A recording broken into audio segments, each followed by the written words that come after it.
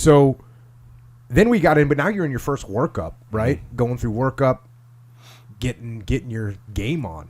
Awesome. Best time of my life. Awesome. Yeah. Anybody's in the military right now on active duty teams, if you're listening to this, man, just enjoy it, man. Enjoy it. I mean, there's other things in life, sure, but like you can't replace that time. And there's stupid stuff you deal with, yes, but trust me, enjoy this, man. Yeah. You won't find it anywhere else. Nothing like that. Awesome. Yeah. I talk about this sometimes. So one of the scars that you get from the SEAL teams mm-hmm. is if you like to shoot weapons still. Oh yeah.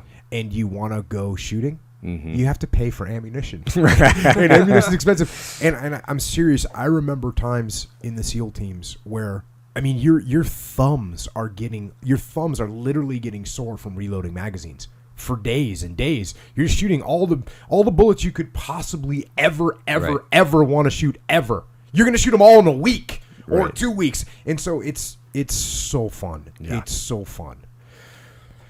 And, you know, for us, and for those of you that don't know, so you go through a workup prior to going on deployment, which is now you're working together for the first time. This is when I'm getting to know you guys. You guys are getting to know me. We're all getting to know each other, where the whole unit is coming together as a team. And this is where the real bond forms, mm-hmm. and you're doing super hard training. You're living together. You're working out together. You're working together. You're partying together. You're eating your meals together. It's just a 24/7 rock and roll awesomeness. And that's how you get to know these guys. That's how you get to know your team. Yep. So me, Mikey, and another guy were the new guys in that platoon. One other guy? He's still on active duty. Yeah. Yeah, no, I'm just saying there was only 3 new guys in that platoon? Yeah. Dang, I forgot about that. Yeah, in Delta. In Delta, yeah. Needless to say, Delta and Charlie were of slightly different dynamic. Yeah, you guys are a different dynamic.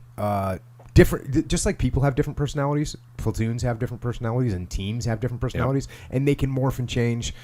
But nonetheless, both great platoons. Great platoons. Oh yeah. And so it was only you and Mikey and one other guy? Yeah. I know who the other guy was. Yeah. The Tick. You guys were the only 3 new guys in there? Yep. So it can be a harsh... It's a harsh environment to come into when you're a new guy in a SEAL platoon. But I'm with Mikey, and I don't even think we're doing mobility, but we were driving out to the ranges, mm-hmm. and he's the turret gunner, right? Mm-hmm.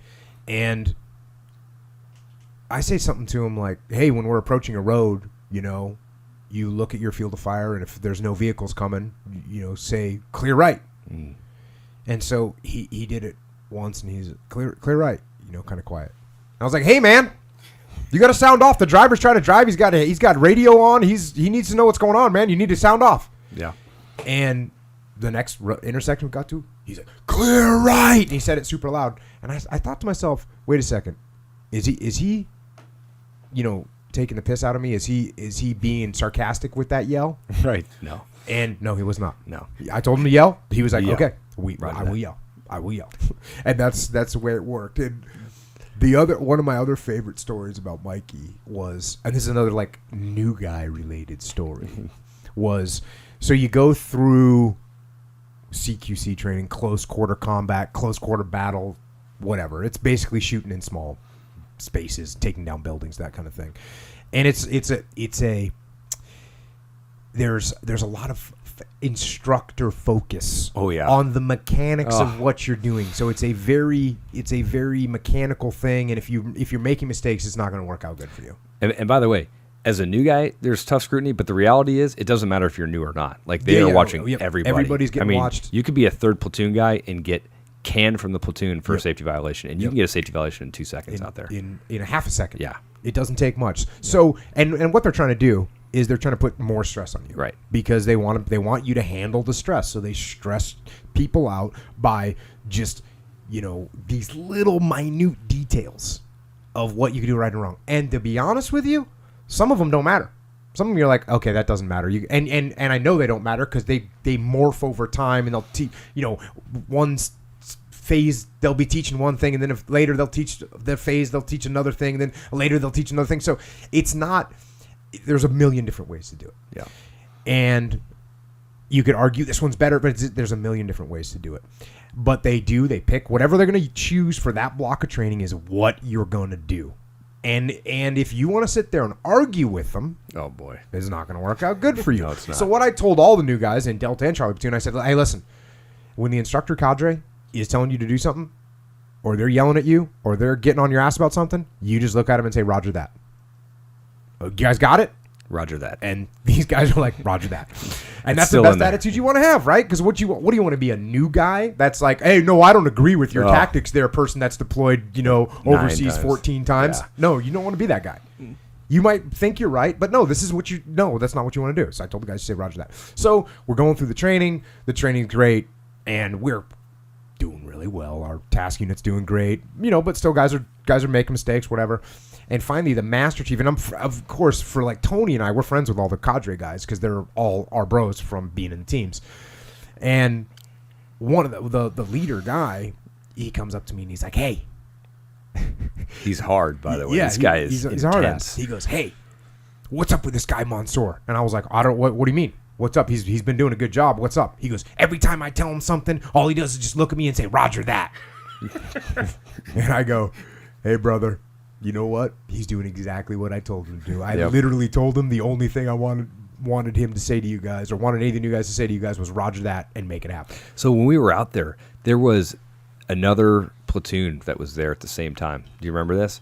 They were I'm pretty sure the chief got canned from the platoon. Yeah. He safety violation, and there was that talking back going on, right? Like, hey, I've got 3 deployments under my belt, and there's a degree of humility in that Roger that response, for right? Sure. That's for what sure. it's like. It's Roger that. I'm open to the correction you have for me. Yeah, for sure. And so, these guys, him was on the platoon, and there's a balance there. I mean, he's leading his platoon and taking a stand for, and being in charge, but at the same time, like, there's a humility and a respect in that response, and he was not doing that. Yeah. And I'm telling you, like, he screwed some things up, and they safety review board. I mean, I remember holding a safety review board for the chief of that platoon. It was not our task unit, but they do not play around. No, and that's the way it's supposed to be. That's right, because it's intense, and what people don't get is that you're trying to recreate the intensity of combat as best you can. So they're creating high stress situations, as stressful as possible. And like you said, sometimes creating elements that aren't necessarily real, but just to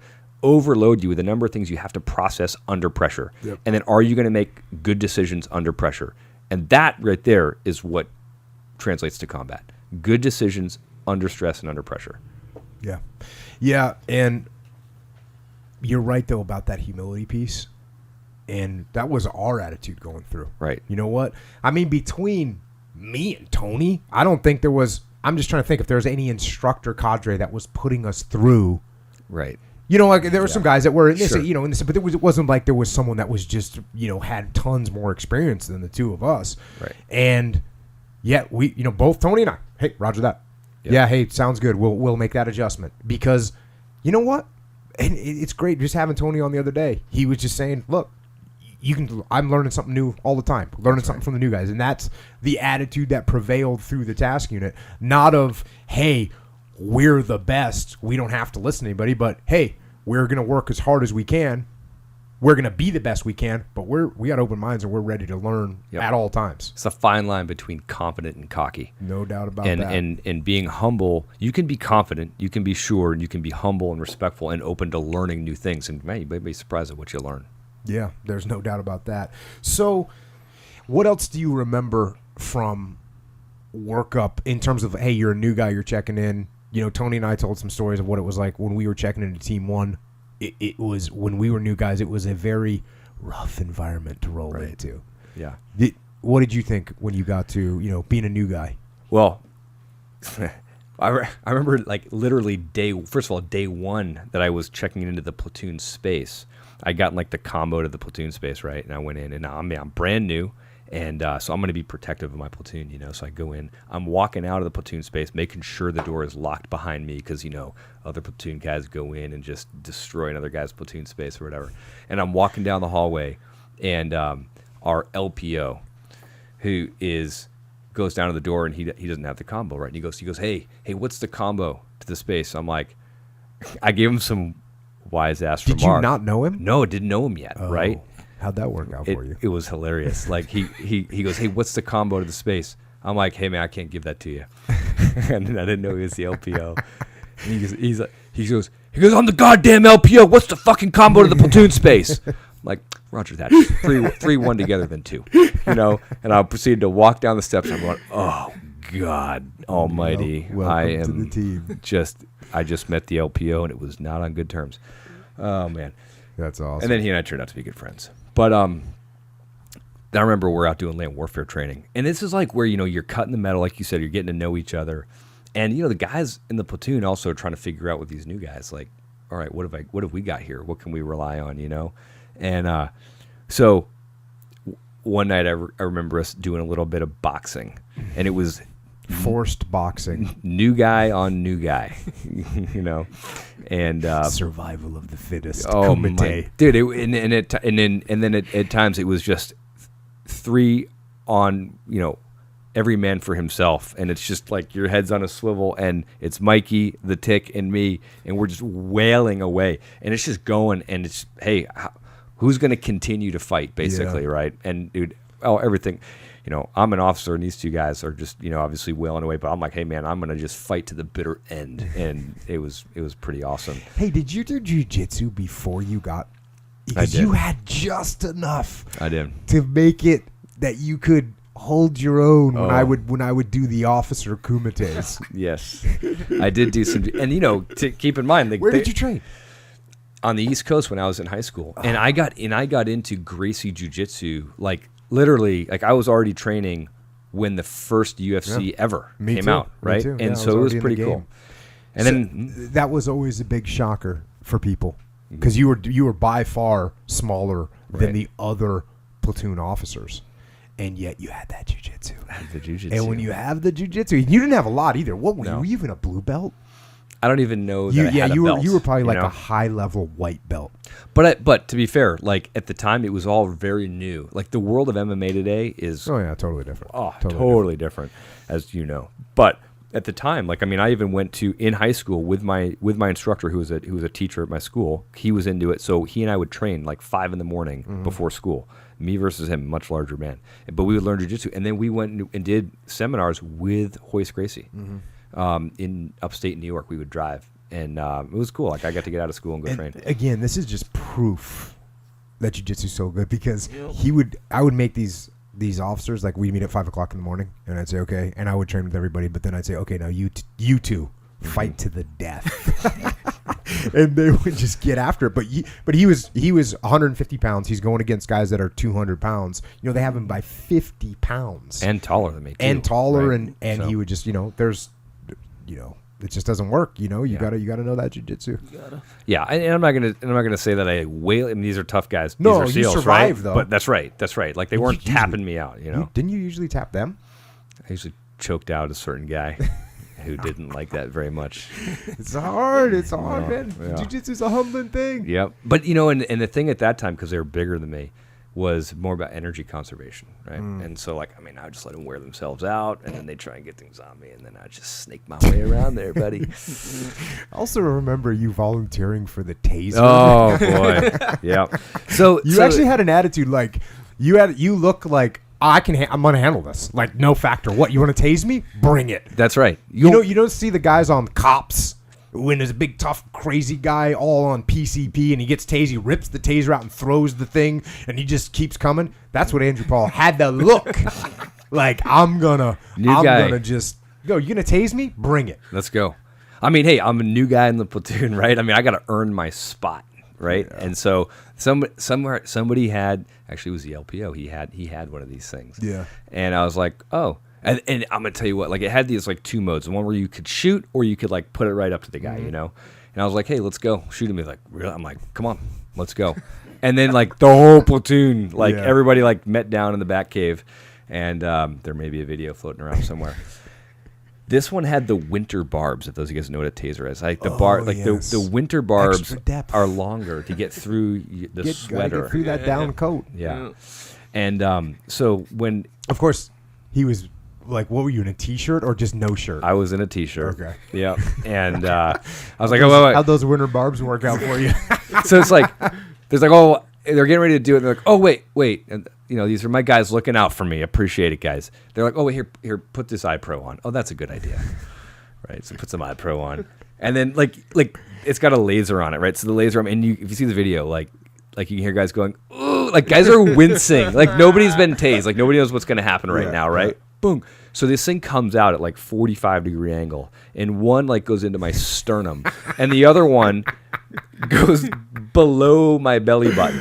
All right. So I'm like instantly over. Right. All that thinking he was just gonna just rip those things out. He went rigid, and thank God we put a mat down. Yes, there was a mat because he went rigid, straight, and fell like a brick. Just boom, nothing, and then just so clearly, and I remember this too. Like it hits you, and like it hits you in that spot, and like your hands go to grab, like you've been stung or you've been hit. So my hands get like 3/4 of the way there by the time the electricity freezes the body. So my hands are kind of like stuck in front of my chest and my abdomen as it attempted to grab the spot.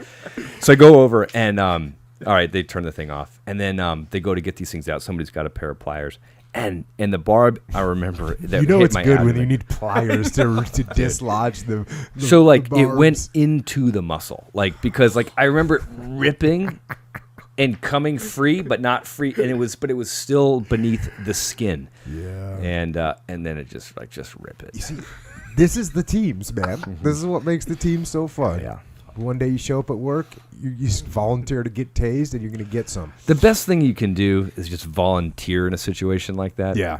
And just be like, come on, let's go. Yep, bring it. And then they go, oh, okay, right on, Yeah, well, you did the right thing. I'm sorry it didn't work out too well for you. I think it worked out great. All right, so we get word. We get done with our workup, and now it's time to go on deployment and get on deployment. And we found out, 2 weeks before? You guys were all on leave when we found out we were going to Ramadi instead of where we were originally supposed to go, which was in Iraq. But I knew Ramadi was going to be the best place to deploy to. And we show up over there, and what was cool, I thought about with that deployment is the way we task organized, and basically every leader got their own element. Yeah, and put you guys. It was like, oh yeah, you know how you've been working for this, and we've been all. No, you're going out on your own. You're in charge. Yeah, and that was awesome. And that what made me feel good was that when we were in the workup and we made you guys run operations, even though you were new guys, and made you put you in pressure situations and put you in charge of ground force commander while you were, most troops didn't do that. Right. But I knew that there was a possibility, and furthermore. What happens if, your platoon commander gets killed? What happens if I get killed and then you're the guy? Yep. Then you got to be able to step up and run stuff. And so we did that through the chain of command. And we did, I will admit to this, we made sure that we had crushed the workup. And then it was like, okay, we've dominated. Okay, now we start training the new guys up on how to lead. And that was important too. Because you want to do well in the workup.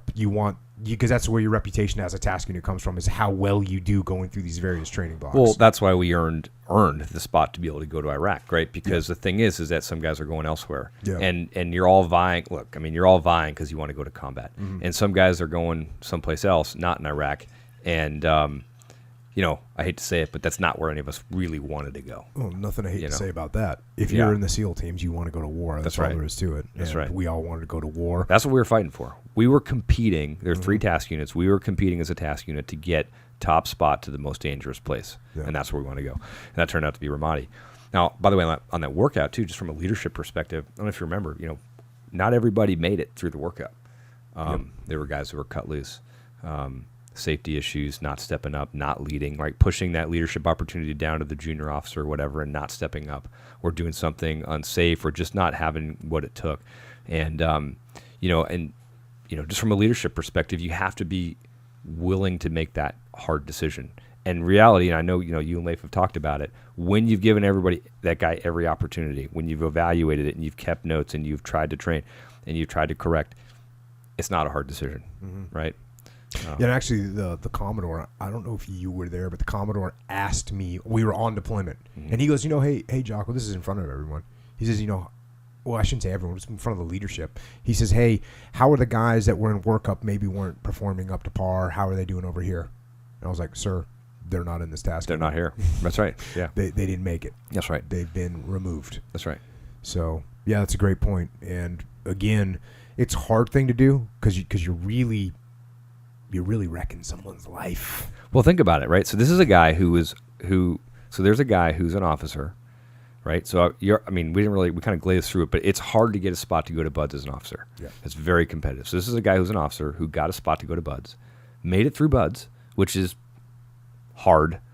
Made it through SQT, got to a platoon. This guy is not a slouch physically. No. You know what I mean? Like this is not some loser. This is a guy who made a great American, right, patriotic person. That's right. A great guy who stepped up, who made it through something that many, many other men could not make it through, and had to make a hard decision, on your part with the Delta Platoon commander to not have this guy continue with us. And so if that can happen even within the SEAL teams, I think those of you guys who were listening, right? I mean, don't you think that's also possible that within your organization, you might have to make a similar kind of decision? We also have to make that decision in the SEAL teams. Yep. We're not exempt from making that decision. Yeah, and also very much like the civilian sector, there's HR. Basically, in the military, there's HR. There's human resource department. You can't just walk and say, I don't like this guy, I'm going to fire him. That's right. No, okay, well, what have you counseled him? Did you do paperwork on him? That's right. Does he know that? Have you written it? It's all these things. That's so right. we went through that whole procedure. Yep. And, if there's an extreme case, of course, you can make it happen, but it's going to cost you a little bit of political capital. Mm. Because honestly, if I'm your boss and you come to me and say, hey, I want to fire this guy, and I say, okay, why? Well, I don't, he's not doing his job anymore. And I say, okay, did you counsel him?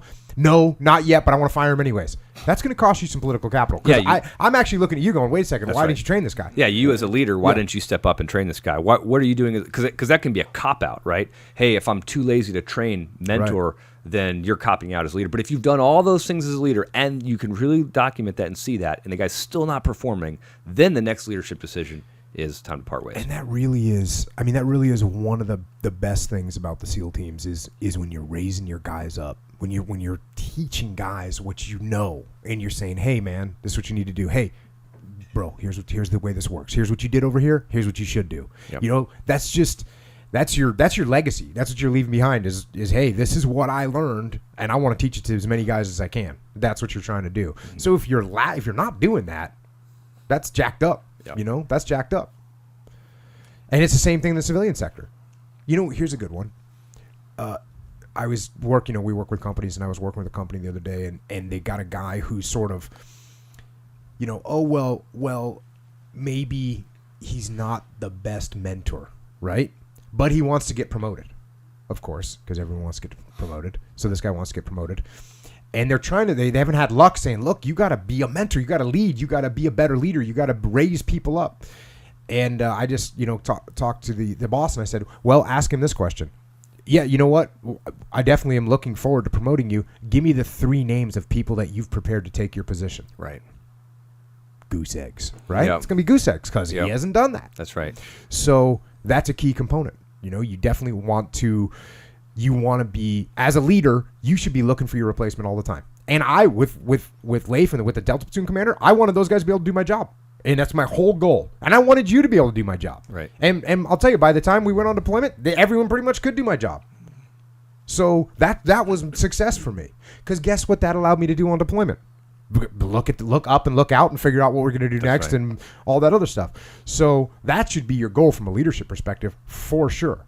And as you just pointed out, when you get to a situation where you've done the coaching, you've done the mentoring, you've done the counseling, you've set the expectation, you have a person that still isn't cutting the mustard, you got to go. Not a hard decision at that point. And you have to be loyal. People get mixed up too because there's a loyalty component. Because you form this relationship. We just talked for an hour about this big relationship with all these people. Well, guess what? You have a relationship with that person that you're about to fire too. But then the question becomes, are you going to be loyal to that individual, or are you going to be loyal to the team because you're hurting the team? That's exactly right. It's the team. Yep.